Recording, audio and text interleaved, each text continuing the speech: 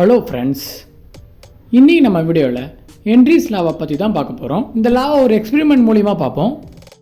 First பார்த்தீங்கன்னா ஒரு empty டேங்கை பார்த்தீங்கன்னா ஒரு வாட்டர் கண்டெய்னருக்கும் கேஸ் கண்டெய்னருக்கும் கனெக்ட் பண்ணுவோம். இந்த எம்டி டேங்கில் பார்த்தீங்கன்னா பாதிக்கு வாட்டர் கண்டெய்னர்லேருந்து ஃபில் பண்ணிடுவோம்.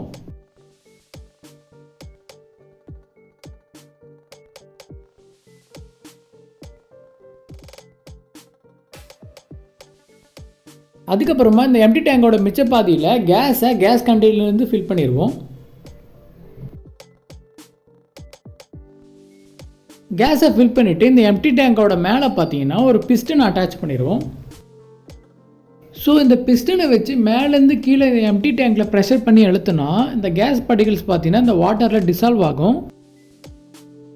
அதாவது கேஸ் பார்ட்டிகல்ஸ் வாட்டரில் கரையும். இப்போ நம்ம இந்த பிஸ்டன் மேலே 1 கிலோ வெயிட்டை வச்சு ப்ரெஷர் பண்ணி அழுத்தினா அந்த கேஸ் பார்ட்டிகல்ஸ் பார்த்தீங்கன்னா 1 மடங்கு தான் அந்த வாட்டரில் கரையும்.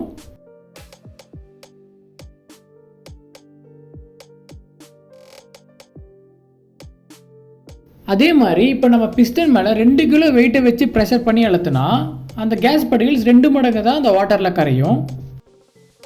ஸோ நம்ம எவ்வளோ ப்ரெஷர் கொடுக்குறோமோ அதே ப்ரொப்போர்ஷனுக்கு தான் கேஸும் வாட்டரில் டிசால்வ் ஆகும். ஸோ இதுதான் பார்த்தீங்கன்னா ஹென்ரிஸ் லா சொல்லுது.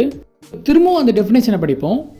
At constant temperature, the amount of gas that dissolves in a liquid is directly proportional to the partial pressure of that gas above the liquid.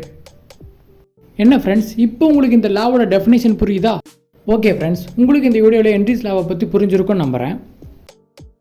உங்களுக்கு இந்த வீடியோ பிடிச்சிருந்தால் லைக் பண்ணுங்கள், ஷேர் பண்ணுங்கள், subscribe பண்ணுங்கள். Thank you.